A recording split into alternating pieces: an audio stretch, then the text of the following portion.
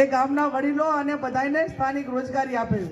ત્યારે આપ સૌને બે હાથ જોડીને વિનંતી કરું કે આવતી 15મી તારીખે ફોર્મ ભરવાનું છે। ફોર્મ ભરવાનું છે ત્યારે એ બાજુ અમારો વિસ્તાર એ 100 કિલોમીટરથી વધારે દૂર છે। તો તમે બધા એક દિવસ મારું ફોર્મ ભરાવા આવશો કે નહીં આવો?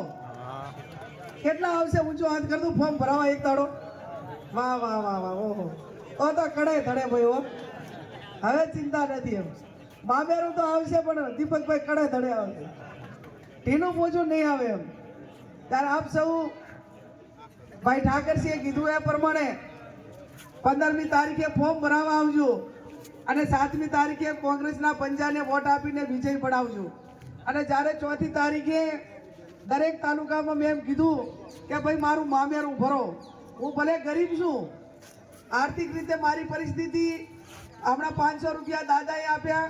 આ પહેલી ચૂંટણી એવી છે આઝાદી પછી કે 1948માં દેશને આઝાદ કરવા માટે ઉદ્યોગપતિ લોકો જે સુખી સંપન્ન હતા એ મહાત્મા ગાંધી, સરદાર વલ્લભભાઈ પટેલને બધાને પૈસા આપતા હતા અંગ્રેજોને આ દેશમાંથી કાઢવા।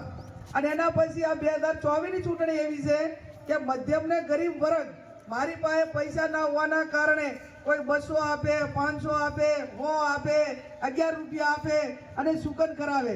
અને એટલે જાહેરમાં મેં કીધું હતું કે ભાઈ મારી ડિપોઝિટ પણ બનાસકાંઠાના લોકો ભરવાના છે।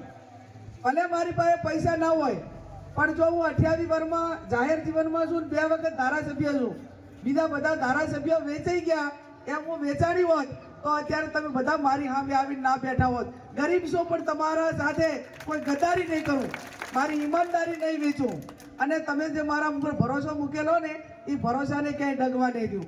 આજે આ ધોળી દલિત સમાન આગેવાનો હોય, ગાડીઓ મેલો, બસો મેલો, બધી વ્યવસ્થા કરો ને તો એ કાંકડા ઉડતા હોય છે, 100 માણા ભેગા કરવા હોય તોય।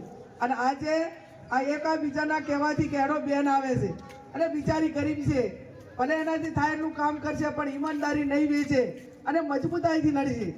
તમારા ભયામાં સમાધાન થાય, અગાવાલામાં સમાધાન થાય, એકાબીજા સમાજ ભાઈચારાની ભાવનાથી રહે, એ કામ મેં 28 વર્ષથી કર્યું છે।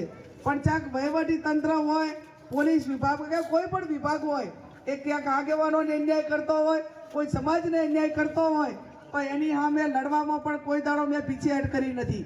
મારા કાર્યકરને કોઈ હેરાન કરે તો પછી ડૉક્ટર કેમ એના પોતાના પેશન્ટને બચાવવા માટે અંતિમ પ્રયાસ કરે, એમ ગાંધી ચિંધ્યા માર્ગે ચાલવાનું હોય, વહીવટી રીતે ચાલવાનું હોય, કાયદોને જ્યુડિશિયલી રીતે ચાલવાનું હોય।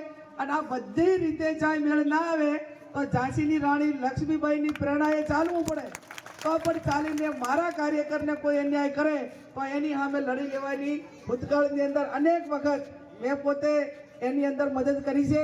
અને આવનાર સમયની અંદર પણ હું તમને બધાને ખાતરી આપું છું કે રાજકારણની જગ્યાએ પણ કોઈ આ મોટી તોપું અને બોફોર્સની તોપું રહીને એ કોઈને હેરાન કરવા માટેનો પ્રયત્ન કર્યો તો એની સામે અમે કોઈ તમે બહાર ના આવીને દાદા થવા માંગતા હોય ને તો અમારે તો